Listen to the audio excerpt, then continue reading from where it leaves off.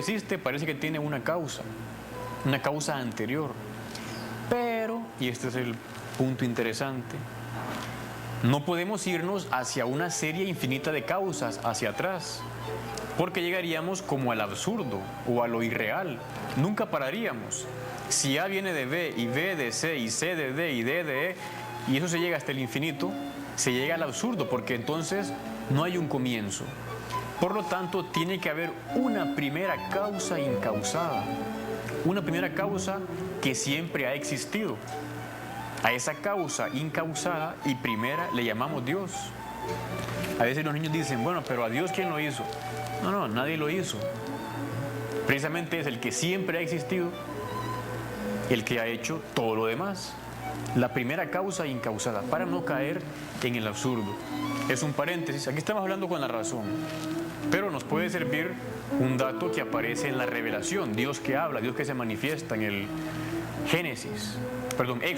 Éxodo Pi, Éxodo 3:14.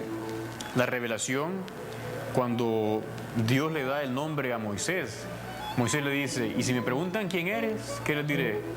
¿Cómo te llamas? Y dice Moisés, mi nombre es el que soy. Yahvé le dice a Moisés, mi nombre es el que es. Yo he sido siempre. Efectivamente, esa es la esencia de Dios, su ser, el que es, el que ha existido siempre. Por lo tanto, esa revelación viene a complementar o a corroborar lo que con la razón nosotros podemos conocer, y es que tiene que existir una primera causa incausada a quien nadie ha hecho. Bien, estas son como las dos vías así más como asequibles a nuestra manera de pensar ahora, pero no son las únicas, hay otras que no las veremos. En este caso me quería referir más bien a testimonios de conversos. Hay gente que sin tanta razón o sin tanto pensamiento o elucubración llega a conocer a Dios. Hace poco estaba leyendo precisamente un libro, este libro que se llama El amor escondido. Su título es La búsqueda del sentido de la vida. Es una mujer noruega que era agnóstica, es decir, que ella, no creía tanto en Dios, o no le importaba, o que no se podía conocer a Dios. Pero comenzó a estudiar filosofía, Platón, Aristóteles, luego Tomás de Aquino, y al final se dio cuenta que sí, que Dios tenía que existir. Y dice, me enamoré de la Iglesia Católica, y luego se bautizó.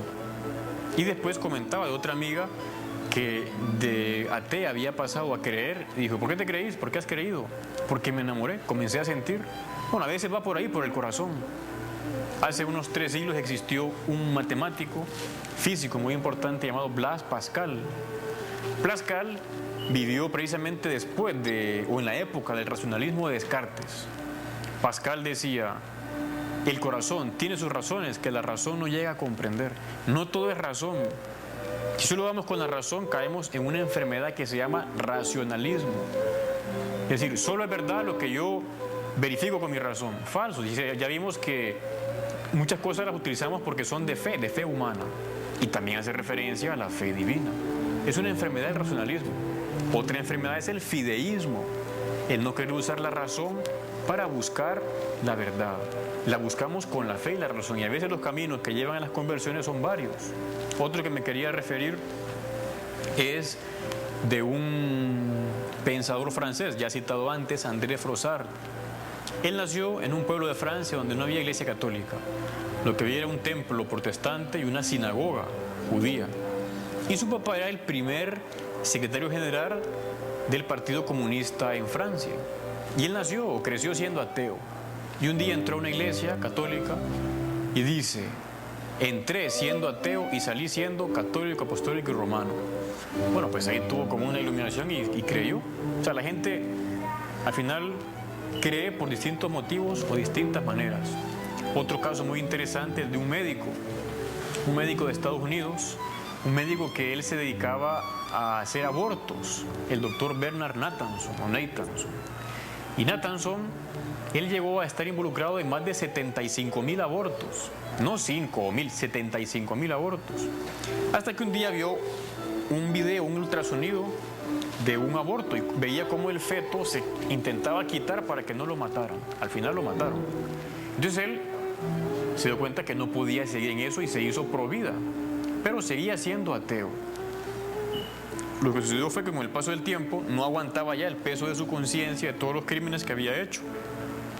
Hasta que alguien le habló de Jesucristo y a los meses Nathanson fue bautizado en la Iglesia Católica. O sea, el peso de su conciencia le llevó a él a darse cuenta que había alguien que le podía quitar ese peso de encima.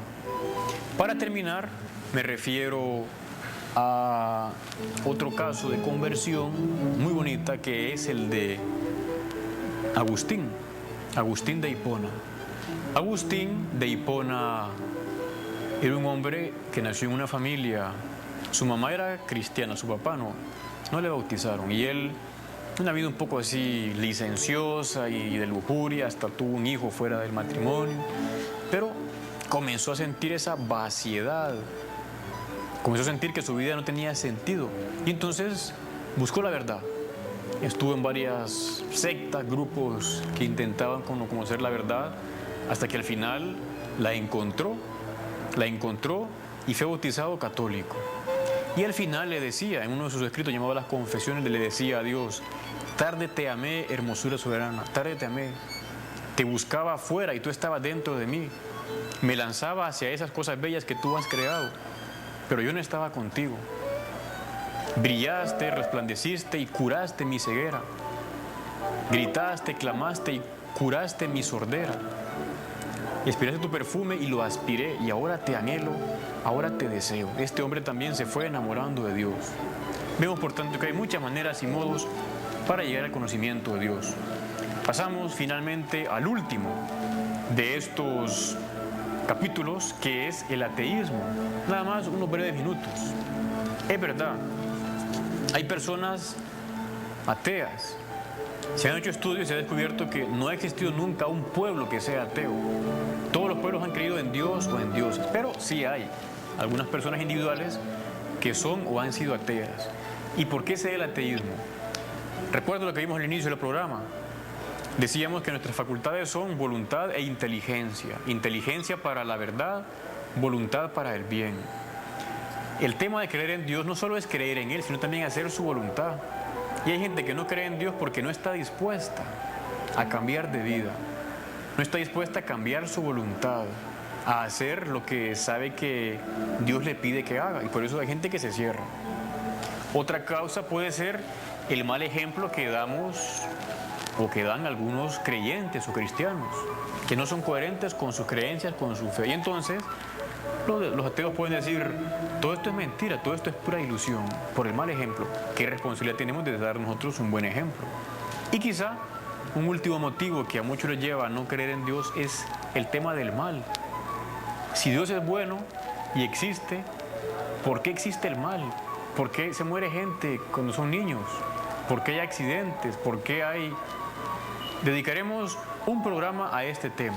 Nos daremos cuenta que el mal es relativo. El mal depende efectivamente de lo que nos sucede a nosotros. Por ejemplo, ¿el dolor es bueno o es malo? Depende.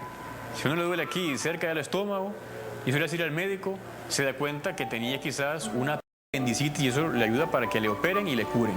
Sin ese dolor, el apéndice está ahí, nos podríamos hasta morir. O alguien que pierde un avión, iba a un negocio muy importante y llegó tarde y se quedó, no pudo subirse en el avión. Puede enojarse, pensar por qué, tal. Luego se da cuenta que el avión se estrelló, entonces se salvó. O sea, lo que aparentemente era malo, el perder el avión, fue un bien. Se salvó de haber perdido la vida. El mal hay que saber enfocarlo. El mal no es la palabra última. Es más, Dios vence el mal con el bien. No debe llevar a escandalizarlo. Con esto terminamos este primer programa. Queremos ser exploradores de la verdad. Queremos llegar a conocer verdades con la fe y la razón. Pasen todos un buen día.